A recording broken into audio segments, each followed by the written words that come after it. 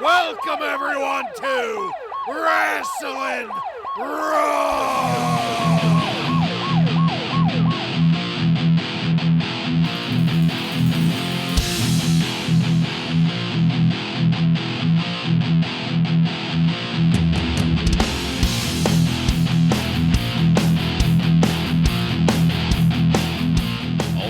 You're listening to Wrasslin Raw, the podcast that takes you back to when the World Wrestling Federation developed a little bit of an attitude. Thank you for joining us. You're here with Ryan Arico. That's prime Oklahoma beef. Joe Giammatteo. Speaking of beef, I hope he's not having a heart attack. I'm the one and only Jason Bartlett, and we're going to examine WWE history one pay-per-view at a time. But first, some special news from Mr. Ryan Arico. Ryan, what do you have for us? I just wanted to let everyone know that next week on the August 8th episode of ours, it will not be released on August 8th. I'm going to be doing some traveling and I'm not going to be able to record, so we will be back on August 15th. Thank you, sir, for that update. It is that time of year. Vacations abound. In this episode of Wrasslin Raw, we're going to be talking about Survivor Series 1996. Survivor Series aired on November 17th, 1996, and was recorded at Madison Square Garden in New York City, and features Vince McMahon and Jim Ross on commentary. Are you guys ready? I'm ready. Ready. All right, then, let's get into it. This weekend, it's as if every New Yorker had consumed an extra cup of caffeine. Tonight is the main event, Shawn Michaels defending the title against Psycho Sid. Tonight, Bret Hart returns to face Stone Cold Steve Austin. Tonight, The Undertaker hopes to put an end to mankind. Welcome to Madison Square Garden. And then some very surprising news. Instead of putting it on the free-for-all, we're going to kick this off with a tag team extraordinaire. Our first match of the night. Doug Furnas, Phil LaFawn, Henry Godwinn, Phineas Godwinn, all with Hillbilly Jim, defeat Owen Hart, the British Bulldog, Marty Jannetty, and Leif Cassidy with Clarence Mason in a 4-on-4 Survivor Series elimination match in 20 minutes and 41 seconds. Even though I have no idea who the hell these guys are, Furnas and LaFawn have a great look. They kind of look like legit badasses, especially in there compared with the very cartoony Godwins and almost as cartoony rockers. Speaking of, then the cartoony hillbilly music just kind of ruins the mood. I'm always happy to see the Godwins work, but man, this gimmick is just not going to be able to carry them into the future. Phil LaFawn started here with Marty Jannetty, and I was mostly impressed. The ring sounded oddly muted during the action here and throughout the rest of the pay-per-view. Not sure what was going on there. It might just be like a sound production thing, but this felt really quiet in its presentation. Jim Ross was really kissing Vince McMahon's ass with making like snarky comments about the Clintons and Arkansas, but Jim Ross was also not bitching and also being overall supporting and positive. So I guess if giving Vince an ego BJ is what it takes to get ahead in the WWF, then so be it. Jim Ross is happy right here. That's going to be the next payoff. Jim Yeah, Ross. you get paid $7 million for it. I continue to love the wishbone double team from Owen and the Bulldog. That it just looks great. And then in with Henry O. Jannetty was selling his leg. I couldn't tell if that was legit or not. It really felt like it because Marty's mobility was pretty limited after that. He got taken out pretty quickly. There was a spot where Owen was supposed to tag Bulldog. He didn't, but everybody said that he did, even though we got a little view of it. Things went a little downhill with Doug Furnas and the Bulldog, and things just got a little weird in general after that. It wasn't really looking like Furnas was getting the picture with a lot of these moves. There was a great fisherman suplex from Owen on Furnas, and I loved JR asking why, with two officials, one being Harvey Whippleman, the noted whistleblower, it was possible to have referee distractions and double teaming. Great question, JR. Owen Hart and Phil LaFawn looked pretty damn good together. I loved Owen and the Bulldog double-teaming LaFawn in full view of the referee while the referee was yelling at Furnas to keep him from entering the ring. Some bullshit there. LaFon looked like he was running out of gas or running out of give a shit, not sure which, and then got the pin on the Bulldog. The reverse kick from LaFon took an extra beat too long to set up, but looked great in execution. And when we got to the finish, Owen did a great job bumping and selling to put over Furnace. Just overall, what a way to debut in the WWF. I mean, that's not making a judgment call on the quality of their actions so much as just stating a fact. Survivor Series, one of the big four, you're on a pay-per-view debuting. I'll mention it here at the top, just to get it out of the way so I don't have to keep on repeating it throughout the night. This is my least favorite pay-per-view gimmick match. With that being said, the action here was serviceable. It's always good to see Owen working, same with Henry Godwinn. Wasn't nice to see the New Rockers, or that our tag team champs are relegated to the show opener, not even a title defense. Regardless, this match wasn't terrible, so I ended up going with 2 stars. Joe, what did you think of it? Well, let me do a little survey. Who would have rather have seen Doug Furnace and Phil LaFon versus Owen and Davey, as opposed to the other clowns in this match? I mean, I'm in the yes category there. Yeah. So it got pretty good. The second half of this, I guess, was pretty good. Really putting Furnace and LaFon on display here, who we have no idea who they are until today, which is pretty interesting. I did a little bit of research to find out who these guys are. Phil LaFon trained in the Hart dungeon. That was a pretty good piece of information there. I don't know if they mentioned that on the show. I don't know if you guys heard that, but I did not. So I looked that up and found that, which is good information. LaFon, to me, is a little bit, he kind of moves in slow motion a little bit. I feel like Furnace was the quicker and more powerful of the two, it looks like so far. And Doug Furnace, not so much the way he works or what he was wearing, but his body style and his face sort of gave me a Sabu feel. Yeah. I feel like he kind of looked like Sabu a little bit. I love the classic look of a garden show where the entrance ramp is facing that hard camera. I love that look. This match was, like I said, the first half kind of sucked because you got the New Rockers, they got to go, first off. They suck. The Godwins weren't really that impressive either because Henry didn't really get much time in there. And then the second half, basically after Owen gives that chop block and started working on LaFon's leg, that's when it started getting good, when it was those guys in the ring. So I give it 2 stars as well. Well, I guess to start off, we're going to be all in agreement with 2 stars. Most of the points you guys hit are going to be things I agree with here, too. The beginning of the match was slow when we have Marty and Leif Cassidy in there. We start off with Jannetty trying to pump up the crowd, but nobody gives a shit. That was pretty funny, watching the crowd just ignore him. And Marty did sell, okay here. He takes a clothesline and he does the full rotation flip in midair. But I loved JR calling Jannetty a geek for turning his back to his opponent.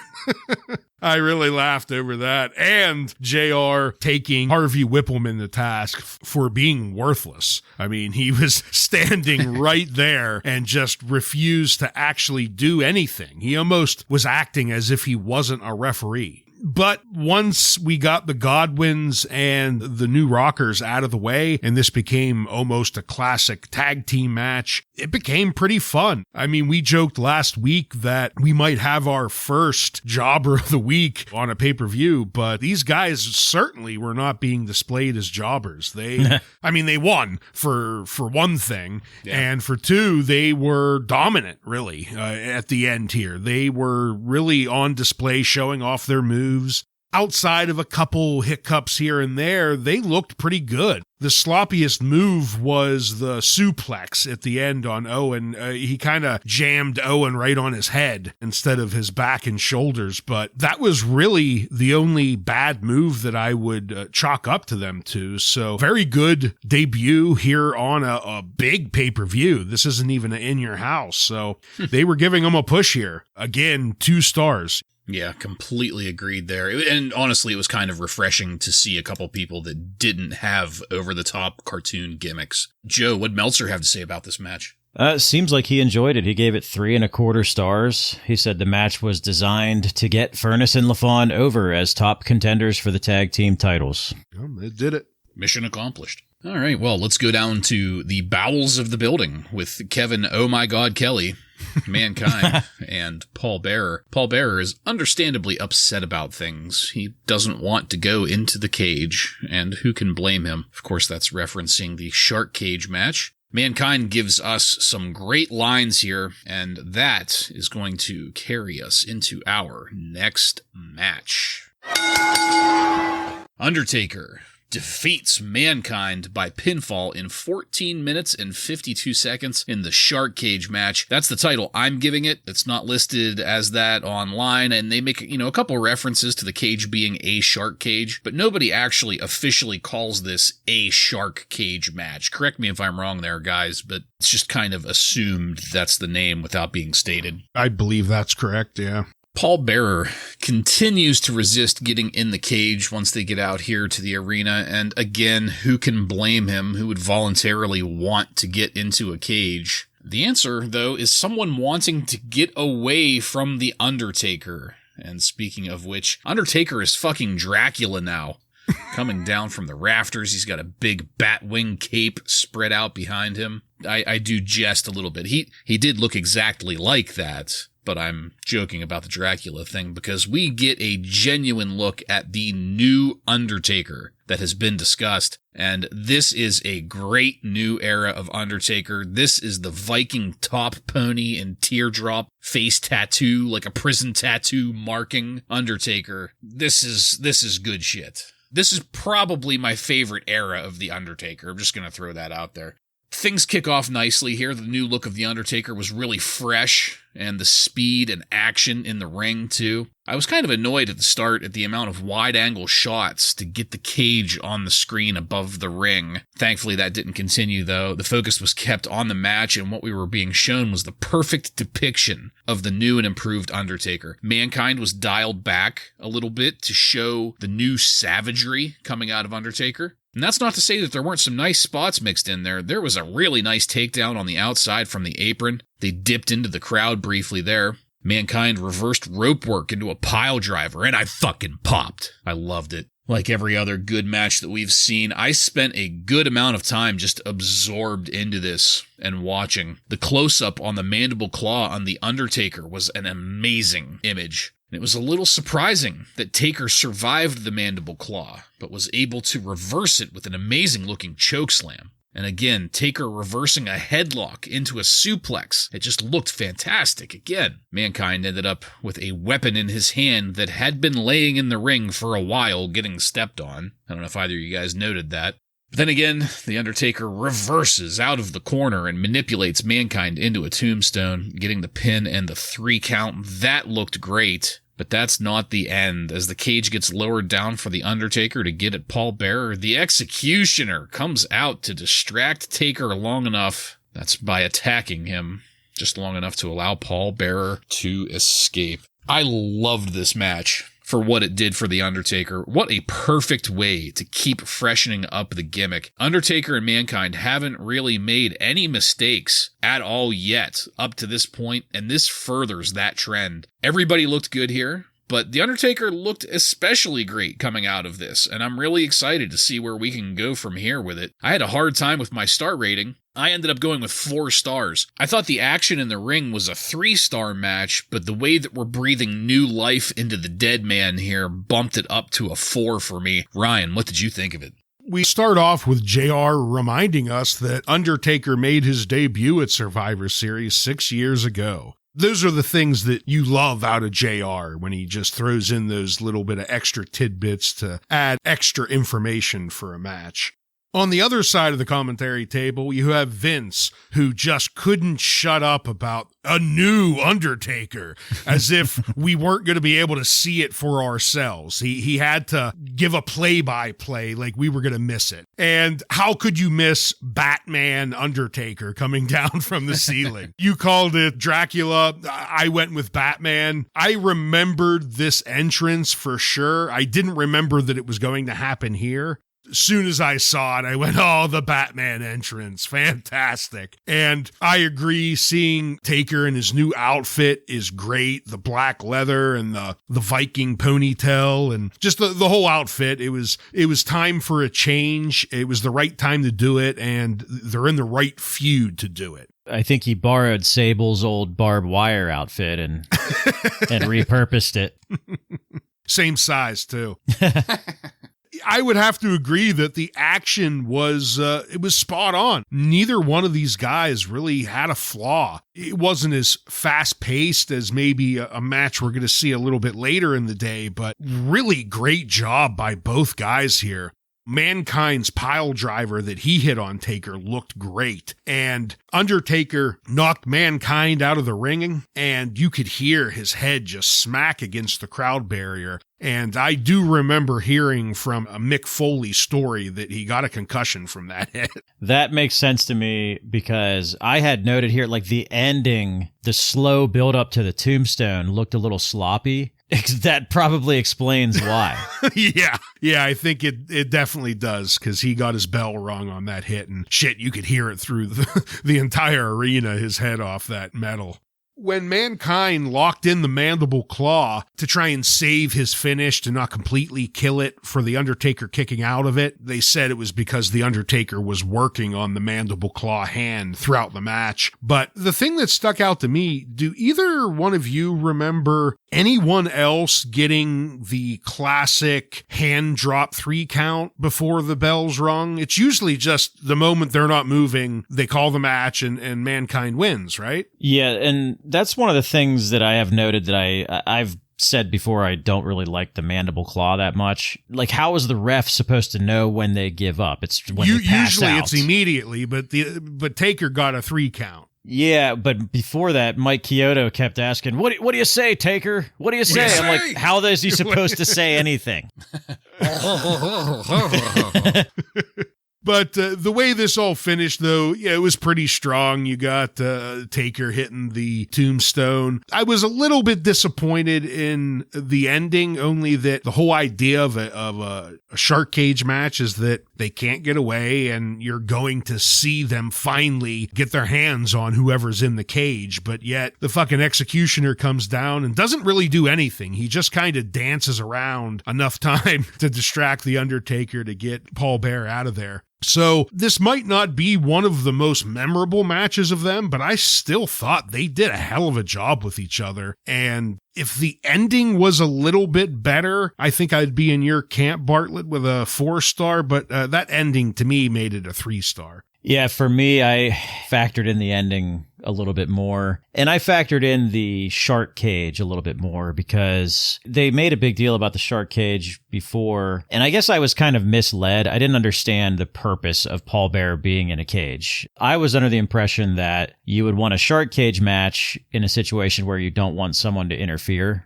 The purpose of this was so that The Undertaker could just beat the shit out of Paul Bearer after, I guess. They didn't really explain any of that, but we kind of learned it, I guess, at the end. I don't know. I was too distracted by the cage situation. I just didn't understand that. I didn't think they had to do it. And unfortunately, they didn't give up on the executioner gimmick before this. So we had to see that at the end, and he just looks like an old jobber wrestler and not a scary figure. Like, he's supposed to be this scary, intimidating figure that's going to do some damage to The Undertaker, but he doesn't look like that at all. I mean, good thing they're going to rebound in about a year from now and with Kane. But I don't know. I was too distracted by that stuff. I like the new look Undertaker. I like that it kind of answered my question from last week when I said it was a little silly that The Undertaker was just buried alive 4 weeks ago and now he's having another match. But this makes it make more sense. He was buried alive and now he has a new look. Yeah. And a new demeanor to him. So I like that. I didn't love this match. I thought it was probably my least favorite for sure out of all the matches that they've had so far. So I went with 2 stars. What'd Meltzer think? Dave Meltzer gave it 2.25 stars. He said this match made psychological sense, but was nowhere close to the level of some of the previous matches these two have had. Also, after doing Boiler Room and Buried Alive matches where The Undertaker was nearly killed, it's hard to put these guys into a regular match and get people excited about it. I mean, that's fair, I suppose. Well, backstage, what was not fair was these two poor bastards helping Furnace and LaFawn talk to fans via AOL Online. That did not look like a good time. And they looked a little disappointed there, as in the background you could hear Sonny's new theme music started to play on the house PA. We switched camera shots. Sonny was there coming down to the ring, and I have to admit that she looked fucking amazing in her outfit. Looks like she's going to be joining commentary there. Backstage again, Doc Hendricks is there with Hunter Hearst Helmsley's team, giving us the info that Mark Henry is injured, and the assumption here is that there will only be 3 people on the opposing team. Crush got on the microphone and gave an extremely shitty promo. Your highlight. Yes. Yeah. Money worth it right there. That took us into our next match. Mark Marrow, Rocky Maivia, Jake the Snake Roberts, and the Stalker with Sable defeats Crush, Jerry the King Lawler, Hunter Hearst Helmsley, and Goldust with Marlena in a 4-on-4 Survivor Series elimination match in 23 minutes and 44 seconds. Sonny and JR arguing was not entertaining during entrances. I'm just going to say that right now and hope that that doesn't continue. The Wild Man got a shit ton of pyro, and I can't help but think of something that Cornette said on one of his recent podcast episodes. I'm not sure if either of you guys caught this or not, but he was talking about the WCW power plant and his opinions about the power plant. But one of the examples that he gave during that discussion is that the power plant didn't teach Mark Marrow how to wrestle. It taught Mark Marrow how to be Johnny B. Bad. You know, a big distinction there. And I thought that was a really great perspective, because it's that we're dealing with here in the WWF now with Mark Marrow and Sable. We've talked about it a few times, how Mark Marrow has his shit that he has to get in, and it makes perfect sense in that context. They never trained him to be a wrestler. They trained him to do his shit and get his shit in to move on to the next match. So I think I'm going to be watching him through that lens from now on. It felt pretty astute to me. And then the debut of Rocky Maivia. Holy shit, it was surreal to see. But things couldn't last well forever. Mark Marrow got on the microphone, and this just automatically went to dud status for me. Surprise, surprise, Jake Roberts is the 4th man filling in for Mark Henry, and he comes down throwing the snake around. Look at the size of that snake! Yeah, I don't like it.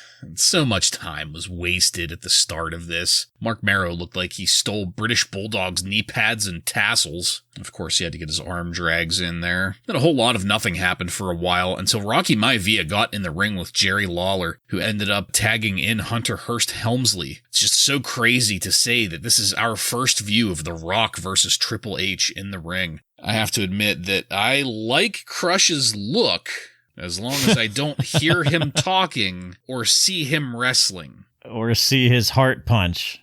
Yeah, applied directly to the forehead. Sonny was not contributing in any meaningful way to commentary, even though she was talking quite a bit. Rocky looked great in his debut outing here. I'm sure part of that was working between Lawler and Helmsley, but even so, overall, just looked great. Good things don't last forever, though. Here as Jake Roberts got tagged in. I remember the good old days a few weeks ago when I said that it looked like Jake had trimmed some weight and was getting in shape. He's back to looking like shit here. Of course, alcoholism jokes from Jerry Lawler in the ring there. Jake hits Lawler with a DDT. JR goes, "The king was crowned." And Vince goes, "Ah, ha, ha, ha, ha, was he ever?" I got really frustrated with Sonny calling bullshit on JR's comments about Barry Windham's boots. That was just shitty and bitchy and petty.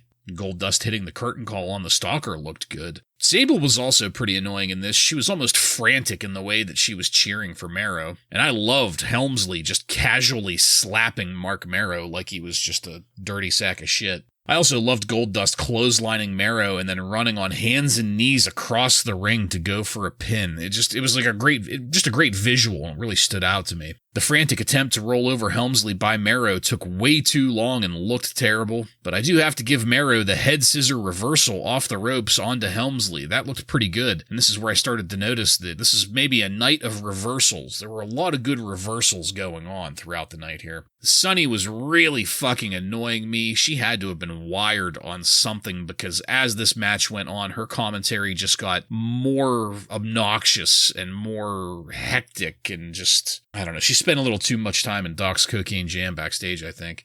Crush surprised himself by hitting the Hart punch and having Jake sell it. And based on Crush's reaction, I got the feeling that Jake just wanted to go curl up behind a dumpster somewhere and decided to go home early. It looked like they were genuinely surprised at the situation. You know things are bad when even Vince McMahon is calling out the shitty officiating, the heels double-teaming Rocky with no repercussions at all. Then we got to the finish. It was nice to see Rocky get the win and the crowd pop. Hopefully he was savoring that because those are going to go away for a while. I don't have much to say about this anymore. There were a lot of really bad things going on here. Chief among them is just how long this was. However, Rocky did really, really well in his debut here. So well, in fact, that he alone managed to drag this match out of the shitter and up to a 1-star for me. Joe, please, what did you think of it? Well, a couple things before, I guess, before it starts the match. There was a really bad, like 1980s style promo in the back you mentioned with Crush. Crush was one of them, but the whole Hunter Hearst Helmsley team was back there with Doc and cut a 1980s style promo, which I didn't really care for that much. Sunny comes out, and like you said, she looks fantastic. But the other thing is she has so much personality. Like when she comes out, compared to Sable, it's like, it's unreal. I mean, just the amount of personality she has. But yeah, she joins commentary, and I agree. That was one of the really bad things about this. It was just not very good, and the wrestling itself, there was some stuff in this match that really killed it for me. Like, there was a hot tag for the fucking stalker, and got zero reaction. Zero reaction. He's wearing just the plain old WWF shirt again. So again, we have to remind people that they have completely given up on the stalker gimmick. Then there was a point where Hunter Hearst Helmsley was like flailing his arms back, trying to make a tag, and it just went on for way, way too long. He was making a tag to Goldust and just like trying not to fall backwards. And I was like, what the fuck trying is to this? Catch his balance and Yes, just a bunch of shenanigans before we get to the Rocky show, which is really what this was meant to do, was to debut Rocky Maivia and put him over, which was good at the end. But I have to say, the first 90% of this match was the shits to me. So I also gave this 1 star. Yeah, this was very long and hard to watch to finally get to the good shit at the very end, right at the very end. The bickering with JR and Sunny got old really quick. And then Mark Mero's trying to pump up the crowd. I mean, whose fucking idea was that? That makes no sense. Mark and Goldust, when they start off, it looks okay, but then immediately it's Mark Mero and Crush in the ring, and it goes downhill from there. The Rock does finally come in, works with Triple H. That was good to see. And then when we finally get The Rock to come in, the little push that they give him at the end of this, I have to agree with you both. He looks really good there. That was the main point, was to display The Rock and give him a good debut here. And I don't remember this finisher that he had, this like shoulder breaker that he used, but it looked really good. It looked like an effective finisher. And just like you, Bartlett, I was, thinking about giving this a dud pretty much the whole way through, but The Rock drug it out of the basement, and I got 1 star solely because of The Rock. Joe, what'd Meltzer say about it? Looks like he kind of agrees with us here, but he gave it 2 stars. He said this match was designed to make Rocky Maivia look like the new sensation. Maivia, who is 24 years old, showed a ton of athletic potential and looks to have a chance to be what they want him to be, which is one of the top guys in the company. Not gonna happen. Yep.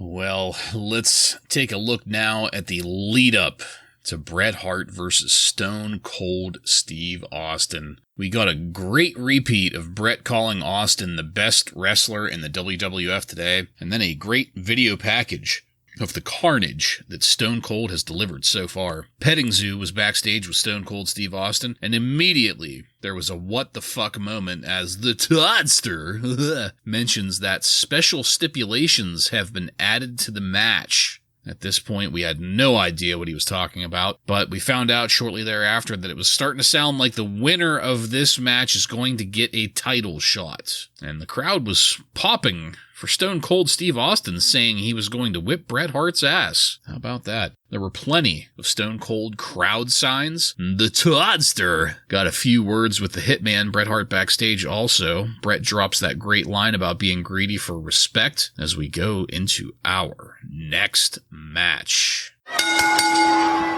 Bret Hart defeats Stone Cold Steve Austin by pinfall in 28 minutes and 36 seconds. The people were on their feet for the Hitman, and this was a fantastic crowd reception. I have to admit that I was feeling it. It was great to have Bret Hart back in the ring again. JR dropped the lines, "He ain't no clown, he ain't no trash man, he's a wrestler." And I fucking popped.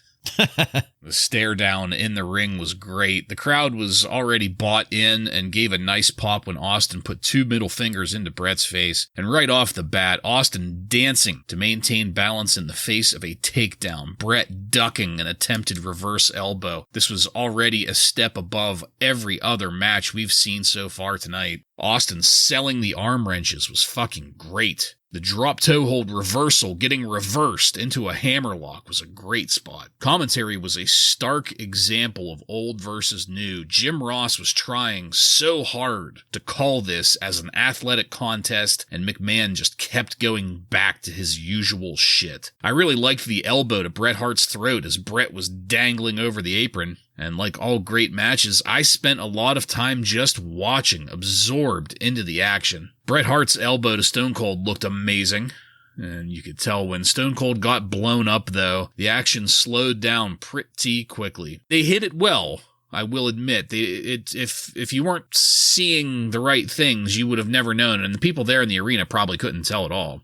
I loved it when they took out the crowd barriers at the outside. What a great little spot that was. And I also loved Bret Hart getting flipped onto the Spanish announce table and the fight continuing under the table. The second slugfest where Bret Hart wins and then reverses Austin into a stun gun was a really great looking sequence. Austin kicking out of the pile driver was expected but still impressive. And I liked the top rope suplex from Austin and the surprise attempt at a pin from Bret in response. The surprise stunner was also great, and so was the following kickouts from Bret. There was like a frantic, cloying desperation from Austin trying to get a victory out of that one stunner, and Bret just fighting him in pin attempt after pin attempt. Austin using a Texas cloverleaf out of nowhere was a very nice surprise. That's one of my favorite underused submissions. The only time up to this point that something looked rough was the application of the $1 Million Dream submission from Austin. It looked like Bret didn't know what was coming and had to force his hand and arm up into position to get there. But then, in a surprise twist out of nowhere, the Hitman uses the corner to propel himself over Austin. Austin still holding the dream, and Bret was able to roll Austin into a pin and a 3 count in what was, for me, an amazing finish. As I said, 28 minutes and 36 seconds. There's a lot I'm leaving out here. This was the longest match on the card, and at this point, I had some of the fewest notes because it was just that absorbing. This is what I look for in a wrestling match in damn near every way. I'm not going to mince any more words about it. This was 5 stars all fucking day long, and I'd like to nominate it for Match of the Year. Ryan, please, what did you have on this? Yeah, the way the crowd reacted to Bret Hart coming back, I mean, they're excited to see him, and so was I. Just like you, I felt that energy. Stone Cold giving him the middle fingers, they were blurred out, and I'm not sure if that was... I think that's Peacock. Yeah, I was wondering if it was Peacock or early WWF that decided to do that. I guess we'll find out as things move on. You know, it's funny you mentioned that, too, because I noticed this event had a TV 14 rating when it started. Interesting. Yeah, I wonder who added it then. I'm guessing it's Peacock, though, which is sad because that means going forward we're going to get it for everything. But once the action started, as expected, it was absolutely fantastic. When they started out exchanging these arm wrenches, it looked great. And just like you said, you have more notes about bad matches because every time you see something stupid or bad or a botch, you want to write about it. But when you're watching a match that is this entertaining and fast paced, it's hard to really take notes. Everything they did looked great. The action on the outside looked good. Getting the Spanish announcers table involved, I loved. Every time that happens, I love it. And I loved JR pointing out, why does it always happen to the Spanish table? There was a small spot where they had to slow down, like you said, where Austin had to catch his breath. But for the most part, for a 28-minute match, these guys went pedal down for pretty much the whole time. The finisher, not just the finisher, the whole ending to this match I thought was great. The setup for it, the stunner, Bret Hart kicking out of it, and then in desperation, he goes for his old finisher, the $1 Million Dream, and then the unique and smart way that Bret Hart reversed that, almost trapping Stone Cold down since he still had the $1 Million Dream applied. He wasn't able to kick out. Just a fantastic match. This definitely was worth the wait and the build-up that they were doing for it. I completely agree. 5-star and match of the year candidate. This was a really, really fun match to watch. Yeah, we get Austin's entrance first, which the New York crowd definitely likes this guy. Then we get Bret Hart's entrance, and they love him more. And welcome back, Bret Hart, by the way. This is his first match in, 7 months or something? Mm-hmm. Yeah. And it's fucking incredible. So this is the kickoff to my favorite era of Bret Hart's career, and what a way to fucking do it with this match. Everything that Jim Ross tells us before the bell rings is just fantastic. I'm not going to repeat all of it, but Bartlett, you mentioned the one line that he had about he ain't no clown, he ain't no trash man, he's a wrestler. That's good stuff there. But everything else he said to kind of set the table for this match was great. The first 5 to 10 minutes, it seemed like a dungeon match. I mean, it was really good stuff. Both guys exchanging holds back and forth. There was a kid in the stands wearing a Stalker t-shirt. Did you guys see that? Oh, no, I didn't. No. It's a joke. He was wearing the WWF black t-shirt. I was gonna say, man, that had to have been homemade because I don't think they made those. Barry Windham probably got an extra pay for that. Yeah. They broke the barrier, Bartlett, like you mentioned, on that one spot there, and the New York crowd is loving the violence. Austin even told the one guy before they did it, I don't know if you noticed, he told that guy that had the kid with him to kind of stay back because that part was coming up. Didn't want to hurt the little kid, which makes sense. But the New York crowd is definitely, I've said this before on the show that I'm starting to appreciate the locations a little bit more. The New York crowd is a great crowd to kind of test things out with, is something going to work or not? If I'm WWE creative, I'm going to test it out on the New York crowd. And you saw it tonight with Rocky Maivia, with Furnace and LaFawn. They're trying out this new stuff, and they definitely like Stone Cold Steve Austin for sure. And they showed it. The Spanish announce table here, Hugo is fucking incredible the way he took that spill. I mean, he looked like he just crumbled to his death, which was hilarious. They got to a point where Austin and Bret were trading blows, is what I'll call it, where they just kept punching back and forth. Every time Austin does that in his matches, I fucking love it. And again, so did the New York crowd. I mean, they were popping for that. JR with another great line about Bret Hart. He says he won't quit. He doesn't know how to quit. That's almost planting the seed for the submission match that they're going to have at WrestleMania that he doesn't even know is going to happen yet. So what a great line from JR. And Vince had a line where he said, "What a maneuver that was. Whoa. I couldn't believe my eyes. What a maneuver." I mean, that's just pathetic. I kind of wish Vince was not on this match. It would have made it so much better. But, you can't have everything, I guess. Bret kicking out of the stunner. This is the first person to do that. And Austin showing the frustration right after that was fantastic too. And I liked the use of the $1 Million Dream because it's telling that story of like, what do I need to pull out to beat this guy? I'm going to go to my old move. Classic Bret Hart finish. He's going to outsmart his opponent. He's not always just going to hit his finish and the match is over. He's going to outsmart his opponent by, kicking up and getting the pin there. So, yeah, 5 stars for me. There's nothing to not like about this. It's incredible to me that these guys are going to have a match better than this in a few months. That was the thing when I gave it the 5-star. I was like, this isn't even going to be their best match. Yeah, it's crazy. For some reason, Dave Meltzer gave this 4.5 stars. He said it was a textbook example of how to build a match of the year candidate without doing any crazy moves. We know why it didn't get 5. It wasn't in Japan. Right. What a cocksucker. But yeah, I agree. Match of the year candidate for sure. I would watch this match over and over again and still love it. Yeah, absolutely agreed there. And I think I'd like that to sink in for all our listeners. How often have the 3 of us all given 5-star ratings? Couldn't have happened any more than once, if at all. I think the ladder match, we all gave a 5, but that might be it. Yeah, doesn't happen often. Well, guys, let's go have a good time with Doc Hendricks. He's backstage with Psycho Sid, and it was pretty tame for a Sid promo here. Did you guys notice that Sid was wearing some kind of like yarmulke type Was thing? that like a bandage? I don't know what that was. I wasn't sure what it was either. I was a little confused. But then Captain Lou Albano came down the entryway to absolutely nobody's delight. 0 reaction. Nobody cared. I don't think he was even really, judging by the reaction of commentary, I don't think he was really even supposed to be there.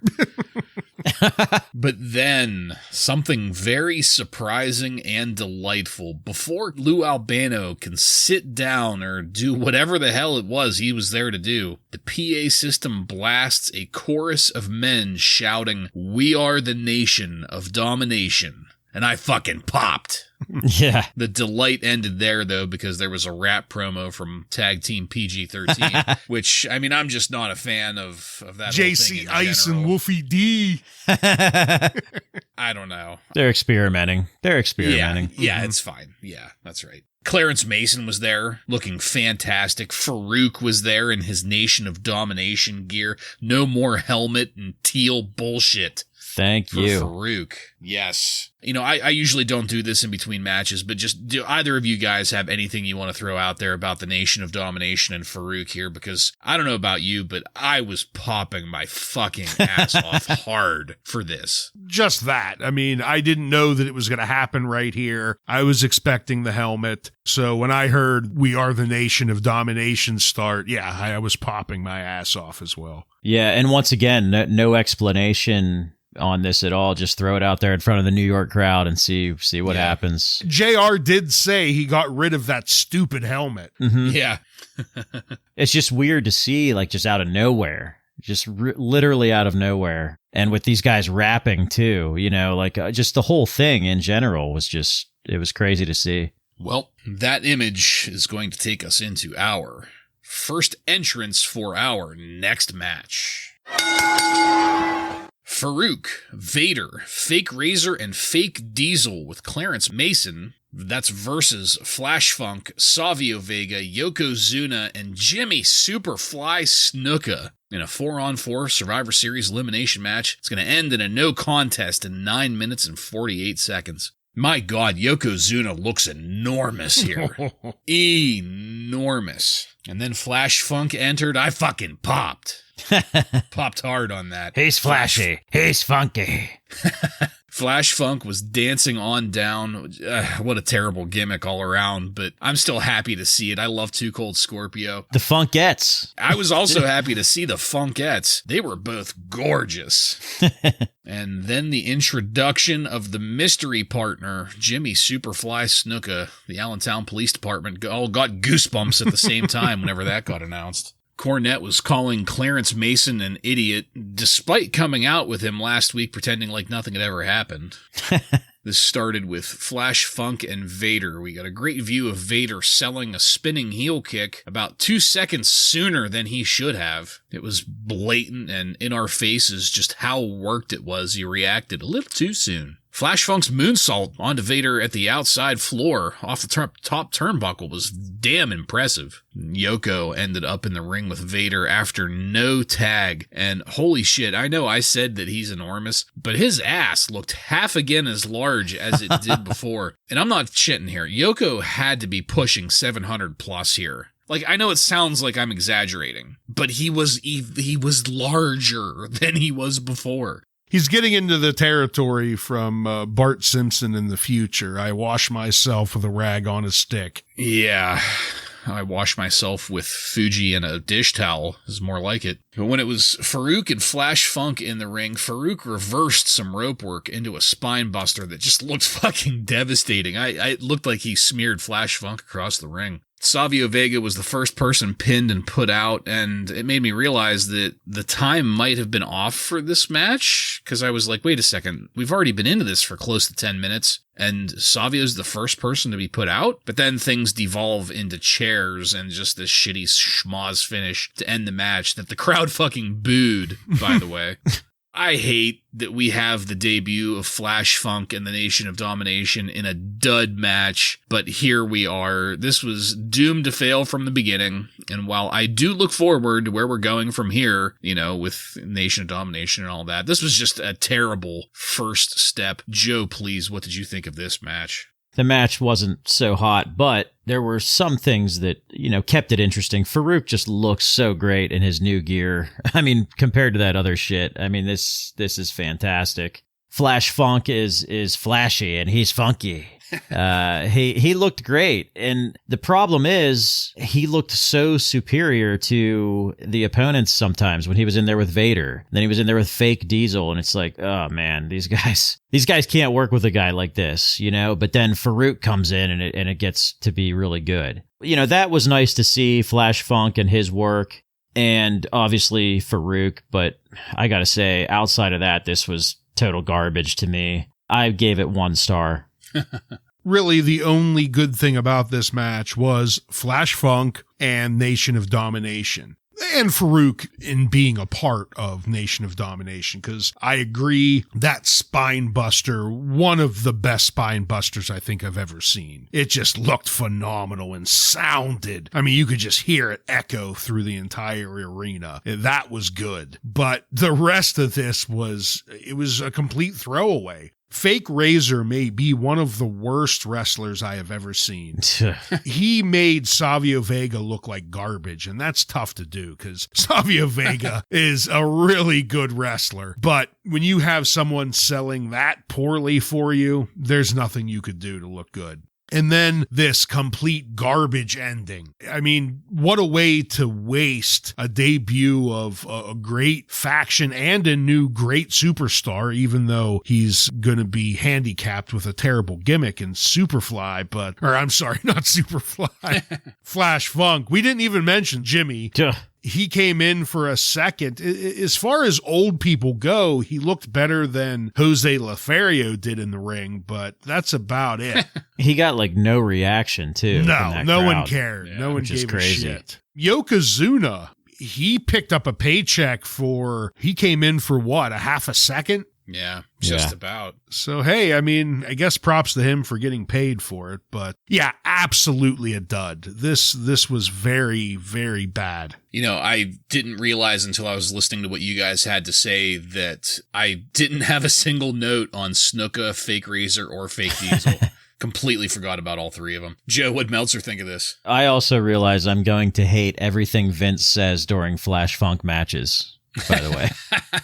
Dave Meltzer gave this 1 star. He said the match itself was fair, but the finish really sucked. It appeared to be a rush job to end as the show was running long. Okay, I suppose. Speaking of things that are a little long, let's take a look at the history of Shawn Michaels and his friendship with Psycho Sid. The voiceover here was from the Toddster, talking about how Shawn's friendship had brought rationality, but the betrayal brought back the psycho. What a just total crock of shit. Fucking sucked. It's just so dumb, the friendship. Let's go now then into our main event.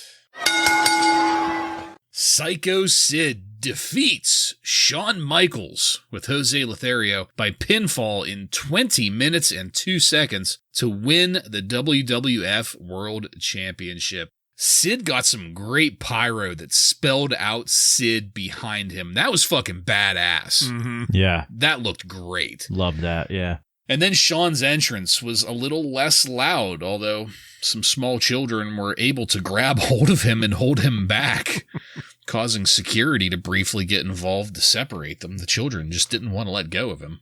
The striptease went on forever. Vince gave us a very hearty guffaw when Shawn crouched down and thrusted his crotch at the camera. That was him peeking. Yeah, I was going to say, I would imagine he was at least blushing when that was going on. Thank goodness Shawn can sell, because that's what it's going to take to make this a good match. That was my thought at the start. Things changed a little bit, though. Sid was impressing me with some of his work, the takedown, the nip-up. But then there was a clear, deliberate pause as though Sid forgot what he was doing in the middle of doing it right before he went to pick Shawn up for the military press. I was not a fan of Shawn milking the setup for the figure 4 leg lock. I did like the strategy of Shawn Michaels working Sid's leg, but I was surprised at how many boos Shawn got for doing it. You know, over zero, I guess is probably a better way of putting that. I was kind of surprised that he was getting booed at all in this, but I was extra surprised at how much he was getting booed for it. I think Shawn was a little surprised too. Shawn's dropkick reversal from the rope work looked great, and Shawn continued to look a little disconcerted about the crowd support for Sid. I loved that Sid put Shawn into a military press at the outside to drop him into the barrier, but the fans wouldn't get out of the way, and Sid had to turn and put Shawn into a different spot where there wasn't any people. When we got to the point of Shawn Michaels and Vince McMahon both saying, "Bring it to me, bring it to me," I was thinking, get it over with, get it over with. I liked Sid reversing the sweet chin music in a great looking chokeslam, but the momentum was killed by Sid standing around waiting to set up the powerbomb. I liked Shawn's nip up to get immediately clotheslined by Sid. Something about that just felt right. Sid grabbed a camera and used the camera to hit Jose Lothario, and I fucking popped. Joe would buy the whole pay-per-view just for that. But that was just such a convenient distraction. Sid was able to take the sweet chin music, but then had plenty of time to get out of it while Shawn was checking on Jose. Shawn hit Earl Hebner with a crossbody, and I fucking popped. Get him the fuck out of here. Worth the money.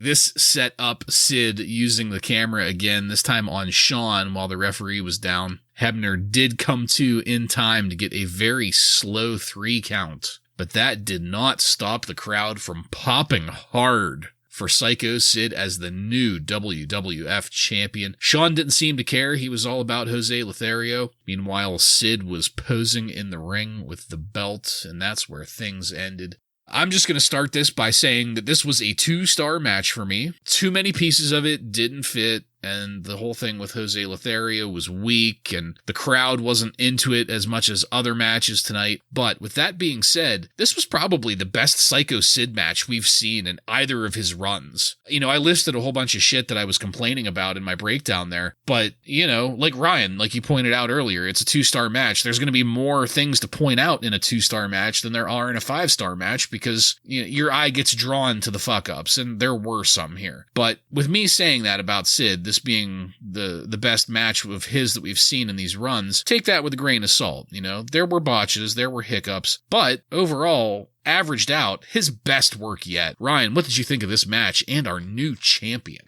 I agree with you that I think this was probably the best that we have seen of Psycho Sid.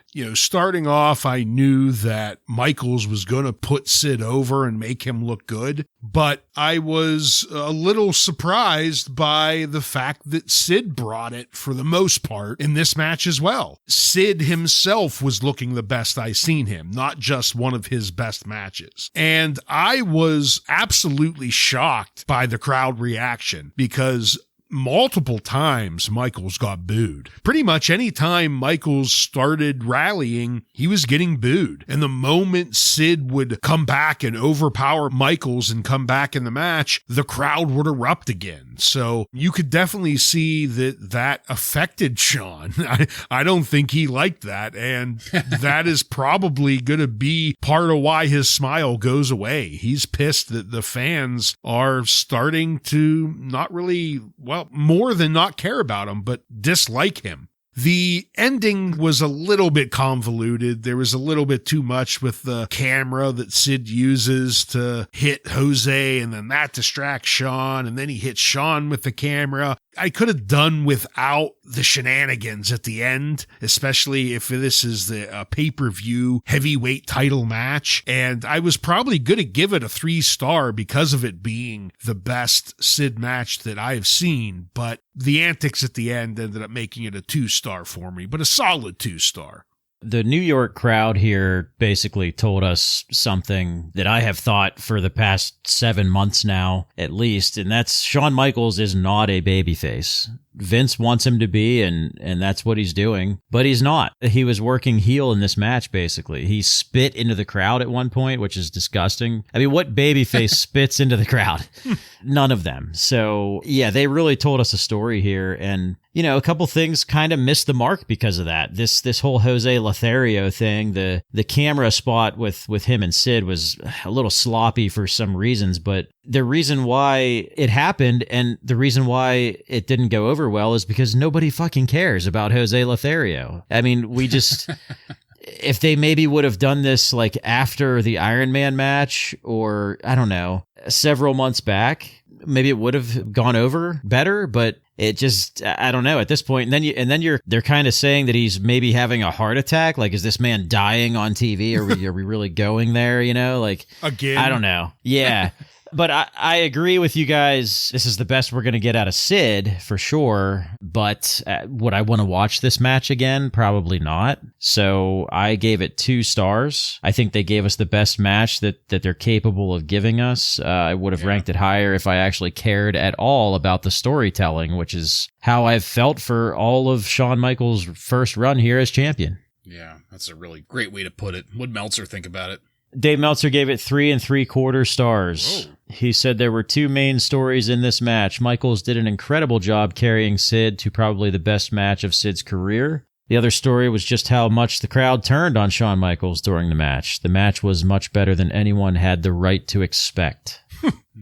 Yeah, Vince almost came again whenever Shawn spit on the crowd, because that's something that Vince has probably wanted to do quite a few times. Well, I thought you were going to say he was wishing he could have caught it. Oh my God. Caught it and stuck it in his pocket and took it home for later. As I said, this was the end of this. So there's probably the most important question that we need to ask ourselves. At a price of $29.95, did you get your money's worth?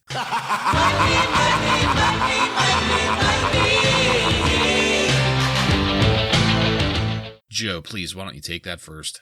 My answer is yes, for sure. There were a lot of experimental things happening in this show that are going to, I guess, kind of be a turning point for us. I mean, we had the debut of Rocky Maivia. We had the debut of the Nation of Domination. We had a Bret Hart return in a 5-star match. So, yeah, I definitely got my money's worth here. Yeah, same here. Easy win here for this pay-per-view. I got my money's worth. Almost every match, really. I mean, there's just a couple matches that I would say nay about, but match of the year candidate, new Undertaker, best Sid match that we've ever seen. Definitely got my money's worth. Yeah. Bret Hart versus Austin would have done it for me, but especially so with Undertaker and Mankind. I really enjoyed that match. And also, there were just a ton of nice little surprises, too. The debut of Rocky Maivia, Flash Funk, the Nation of Domination. Yeah. Even though the Survivor Series elimination matches are my least favorite pay-per-view gimmick matches, there was enough good stuff going on, like, around and outside of them for me to say that I absolutely got my money's worth. What's crazy is that we have a new world champion, and we don't really care that much. That's really, really interesting that you bring that up, because I hadn't thought of it until you said that just now, and I kind of just didn't care about Shawn Michaels as champion in general. And neither did the New York crowd. Yeah. I like his matches. I think he's a great wrestler for the most part. But he's not a great champ. Yeah. No. They didn't give us enough story for him or good programs. It's just kind of like, oh, who's he going to wrestle this month? It's like month to month, basically. A lot of friendship there. Yeah. Throughout his time. All right. Well, Joe, what kind of numbers did the Wrestling Observer have for us on this?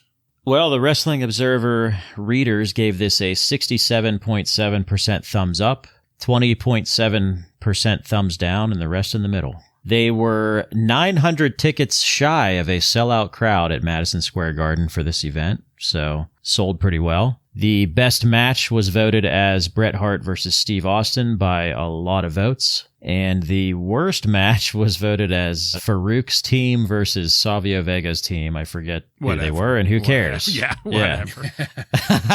Dave Meltzer goes on to say the show was a success in most people's eyes, as Hart versus Austin, with tremendous hype leading up to it, lived up to expectations. Austin pretty well has taken a major step in the past 2 months into a wrestler who should be on top for years. The only negative thing about the show is Dave Meltzer thought it was really tacky to have a 62-year-old man do a fake heart attack as an angle. They basically went off the air with the idea that he might die. Again, just like Shawn Michaels. Once again. A year ago. Yes.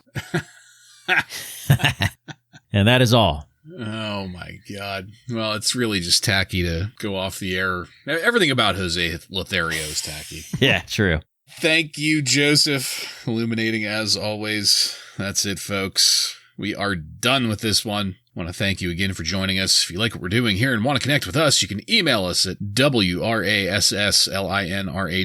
Just add @gmail.com to the end of that to submit questions or comments. Check us out on social media and on every podcast subscription platform. While you're there, don't forget to follow and subscribe to get every episode of Wrasslin Raw coming to you every week. Give us a 5-star review and let your friends know how much cooler they would be if they became rawheads like you and me.